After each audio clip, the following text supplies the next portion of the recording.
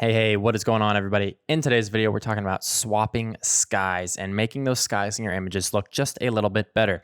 Now, this is a pretty hot topic with photographers. A lot of people believe firmly that you should never do this, and this is totally compositing an image, faking it, and then other photographers believe that it's just a way of expressing their art. Now, me personally, I don't have a problem with other people doing it. I personally don't do it in my own work. I'm lucky enough to do this full-time, so I can go out and shoot day in, day out until I get those great conditions. But I understand that a lot of people are just doing photography as a hobby. And if that's you, I have no problem with you replacing those skies with some other time where you got better conditions. Maybe you were just sitting at home and you looked outside and that's when you got your nice sky. So you can put that into your photo. And I personally do not care. I understand people are just doing it as a hobby. They're just doing it for fun. It's not a big deal. No matter where you stand, if you do want to learn how to use sky swapping tools, I'm going to show you guys how to use the really great SkySwap AI in ON1 Photo RAW. This is in the 2022 version, but I assume rolling out forwards, they're going to continue to utilize this sky swap feature. So let's go ahead and jump right in to the software here. Like I said, we're using ON1 Photo RAW 2022. So the first step is to load your image in there. I've already made a few basic adjustments here. You can see that the dynamic range is pretty high in this photo here. I essentially just brought up the shadows, brought down the highlights. I did that on a different file and reloaded it back in here, which is why you see I haven't done anything. But if your photo is looking something like this, like it probably is coming out of the camera raw, you will want to kind of bring that up and add a little bit of dynamic range back in there so that you can go ahead and edit this a lot easier. Now, when you're in ON1, all you have to do is go ahead and hit the sky feature. Now, it will usually take a couple seconds or maybe even up to a minute to load out, depending on how fast your machine is, and it will just select the sky for you. You can see the SkySwap AI has already made the selection for me, so that now I can just go in and simply select the whatever I want, essentially, and put it right on there, and it will just load right in. So for this photo in particular, the first thing I want to show you is a sunset. So let's go ahead and hit sunset. Now you can see it's just going to preload. And ON1 is actually pretty cool. They already come with a few sunsets and clouds and storm and night photos for free, already coming in the software. But you can also purchase more skies on their website, I believe. And I may have a few additional sunsets than you'll have when you get it, just because I've gotten a few of the ON1 Plus loyalty rewards or whatever they call it. So I'm going to use the Sunset 22 for this particular image. And you can see when I toggle this on and off, it does a pretty nice job of selecting the sky. Now, the one thing that makes this software really cool that I see a few other softwares are starting to implement is the fact that watch the foreground when I toggle this on and off. You can see that it's adding some color to the foreground to match the sky, because obviously if I had this really blue color, it doesn't match the sky at all. And we can even adjust that. So I'm going to show you guys how I go about adjusting that. Now, the first thing when you're doing this that you want to make sure, the sun is setting right here. So for example, I would not want to use, say, this sunset right here, where the sun is setting over here. That doesn't make sense because the sun in my photo is setting here. So I'm going to go back to sunset 22 here, which is the one I want to use. And you can see it looks like the sun is setting somewhere in here. Now I can actually click this button here to position, and that will flip that over for me. So now the sun is setting more of in a true spot. And I just like keeping it a little more true to how it actually was, to where the sun is setting. You can see now the sun is setting about in the same spot that it actually would have if I captured this sunset on that night. Now, you can go through and adjust other things as well. So I usually leave the opacity at 100 on a sky swap. And you can even shift the horizon. And the reason why you'd want to shift the horizon is just to kind of match it up really well with your photo. And I think right about there at -1 is good. You can even choose to fade the edge. So if you drop the fade edge, it will essentially make it so the edge is less faded, whereas the higher the fade edge, the more faded the edge is going to be, obviously, I guess. So I like to just drop this down. And the one thing that I'm looking for, rather than when it's at 0, you can see I toggle this. It's a pretty harsh line here. So what I like to do is drop the fade edge until it's a little bit softer. Maybe about right in there. And now you can see we've got a little bit of glow coming over the horizon there. Looks a lot better. You can even shift the edge if you want to make it drop down even more or even less. It's looking actually pretty good right about there for me. And then lastly, you can adjust the scale so you can make your sky bigger or smaller. I'm going to leave it at 0 for the sake of this image, but that is an option that you can do. Now, you come down here into the Appearance tab. You can adjust the warmth, brightness, haze, blur amount, and blur angle. Let's go ahead and try messing with the warmth. I don't think I want to change it much in this photo, but this is really nice because you can kind of match the temperature of your photo. I'm going to cool it down a little bit, actually. Didn't think I was going to, but let's go ahead and cool it down about 10 points. Let's lower the brightness a little bit, perhaps. Just like that. And we're probably not going to do much to the haze. Let's just leave the haze at 0.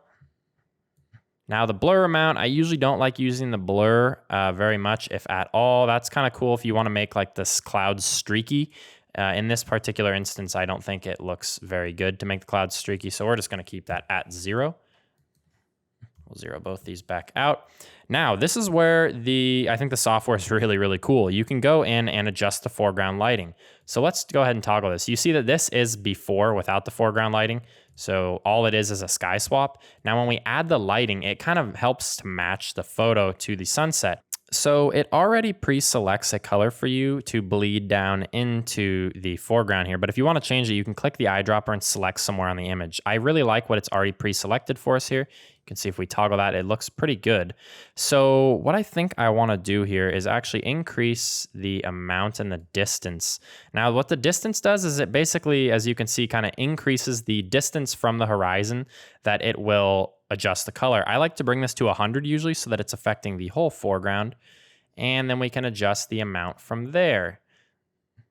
Somewhere right in there looks pretty good. Now, if you have a reflection, you can toggle the reflection overlay. It will reflect it in whatever you have that's reflective. Usually it's water, but in this photo, I don't. So with that being said, that is how I would do the sky swap on this image. You can see I can toggle this.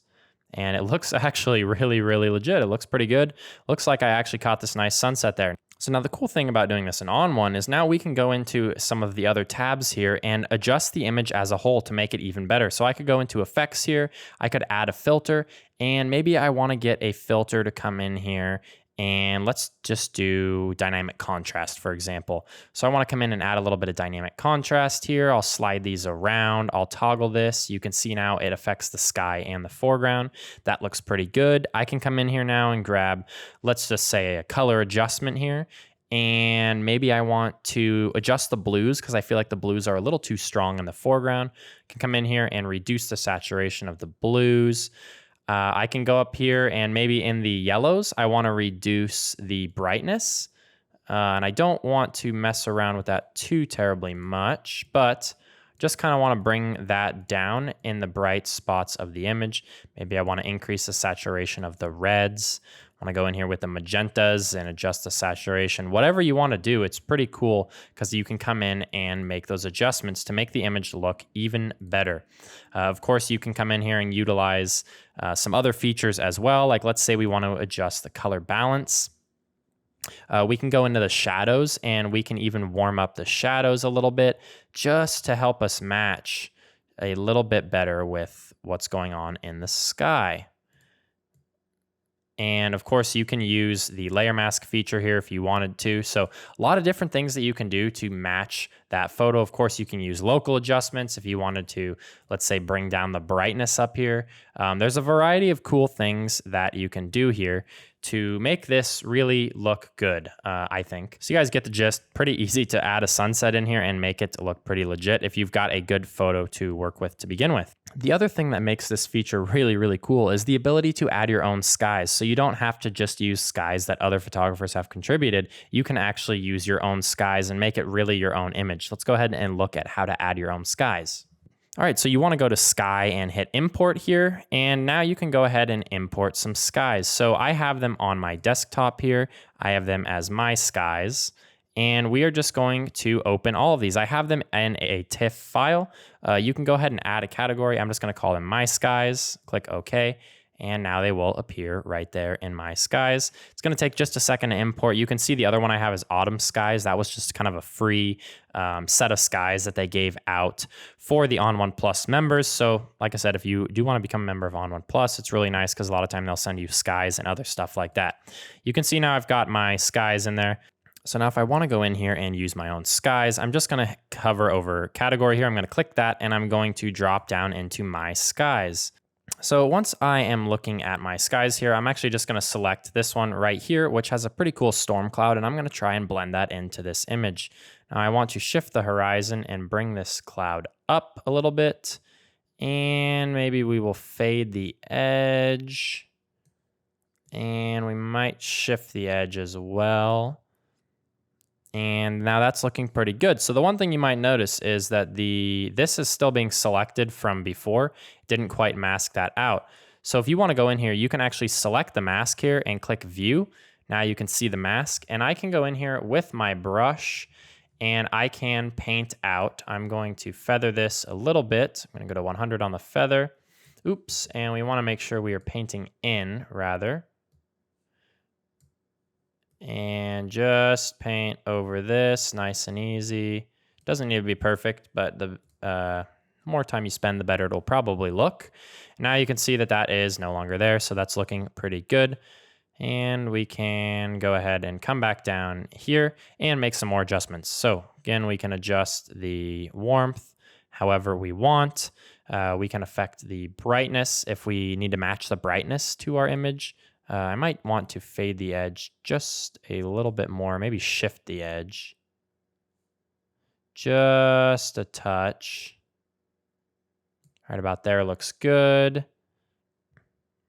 And now we'll go down. We can adjust the foreground. You see it automatically selects the color, which works really nice. We're going to increase the distance there and add the amount. And it's looking pretty good. I mean, you can see how quick and easy it is. Oops, we don't want to adjust that. But you can see how quick and easy it is to just drop a sky in, use your own skies, use the skies that they have. There's a wide variety of things that you can use. So really cool feature here.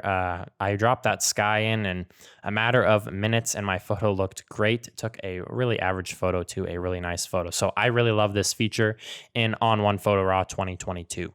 Now, if you guys don't have ON1 Photo RAW, I'll include a link down below in the description, as well as my discount code, Austin Jackson, no spaces. Make sure you use that discount code because not only is it going to get you 20% off, it's also going to give me a very, very small kicker. But most importantly, it's going to get you 20% off, which is really awesome on this really great software. I love the ON1 software. I use it all the time. So go check it out. If you guys have any questions or anything else you want me to cover about this topic, please feel free to leave a comment down below. I always really appreciate it. And of course, I appreciate you guys coming out and checking out this video again. Thank you guys so much for checking this video out. We will see you guys next weekend. Bye-bye.